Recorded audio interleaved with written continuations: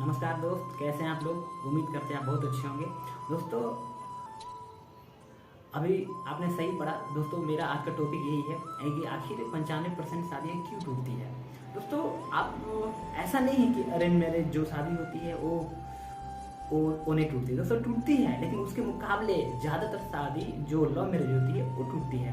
दोस्तों देखिए, टूटने का भी ढेर सारे रीजन है, ठीक है। और दोस्तों आज मेरा जो मतलब मोटिव है, ठीक है, यही मेरा मोटिव है कि आखिर क्यों टूटते हैं। दोस्तों आपने कई सारे लोगों से सुना होगा, जाने होंगे कि आपने समाज में देखा होगा कि शादी होती है लव मैरिज, अपने मम्मी पापा को अगेंस्ट जाके लोग शादी तो कर लेते हैं, लेकिन 1 साल 2 साल 3 साल 4 साल ज़्यादा ज़्यादा 5 साल होते होते तक में 95% शादियाँ टूट जाती है, यानी वो फेल हो जाते हैं, आगे नहीं बढ़ पाती है।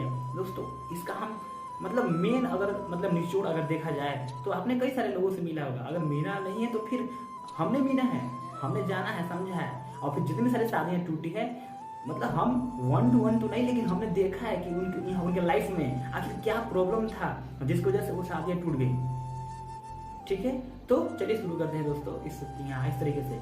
दोस्तों जब सबसे जो पहला जो रीजन होता है ना कि जब एक लड़का एक लड़की जब मिलता है शादी से पहले, तो उसके कई सारे सपने होते हैं, कई सारे ड्रीम होते हैं, और फिर कई सारे वादे होते हैं, ढेर सारे वादे होते हैं, जो कि दोस्तों वो वादे बाद में शादी के बाद वो पूरा हो पाता नहीं है। दूसरा जो दोस्तों रीजन है वो है पैसा।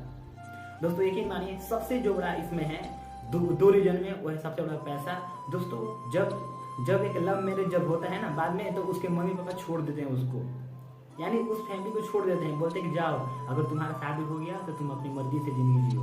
दोस्तों क्या होता है ना कि जब उसके मम्मी पापा छोड़ देते हैं तो फिर वो लड़का के ऊपर आपका जिम्मेवारी आ जाता है, यानी एक फैमिली का जिम्मेवारी आ जाता है। और जब जिम्मेवारी आ जाता है तो फिर वो सब काम करना शुरू करता है जो उसको नहीं करना चाहिए। जैसे कि मेहनत, वो पहले नहीं करता था मेहनत उतना, वो बिंदास था, अकेला था, इसीलिए बिंदास था, ठीक है। लेकिन जब शादी होता है तो आपकी जिम्मेवारी आ जाती है, और जब जिम्मेवारी आ जाती है तो वो आदमी मेहनत करना शुरू करता है, और जब मेहनत करता है तो उसके साथ उसके पास टाइम नहीं मिलता, और जब टाइम नहीं मिलता है तो फिर जितने सारे वादे किए थे, जैसे घुमाना हो गया, फिराना हो गया, आपको कहीं पे लेके जाना, पार्टी, इधर उधर, शॉपिंग मॉल वगैरह, कुछ भी ऐसा कुछ जितने सारे वादे होते हैं ना, वो वादा पूरा हो पाता नहीं है। दूसरी बात हमने जो कहा पैसा।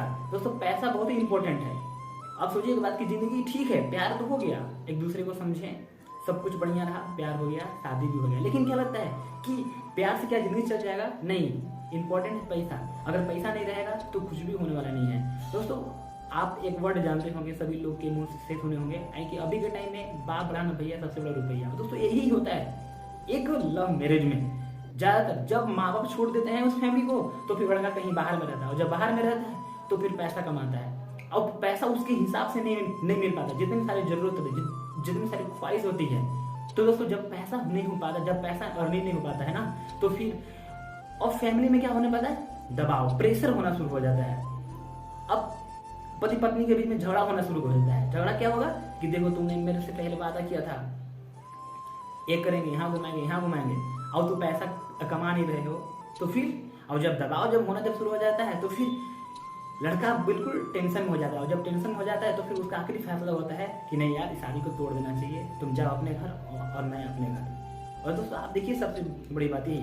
दूसरी बात कि अगर पैसा का प्रॉब्लम नहीं भी हो लव मैरिज में, तो आप देखे होंगे अमीर घर में क्या होता है कि अमीर घर में लव मैरिज तो होता है, लड़का भी एक अच्छा एजुकेटेड पर्सन है, और फिर वो भी एक अच्छा कमा रहा है, जॉब वाले है, एक लड़की भी एक एजुकेटेड पर्सन है, वो भी अच्छा मतलब कमा रही है पैसे, दोनों पैसे कमा रहे हैं, लेकिन फिर भी शादी टूटती है।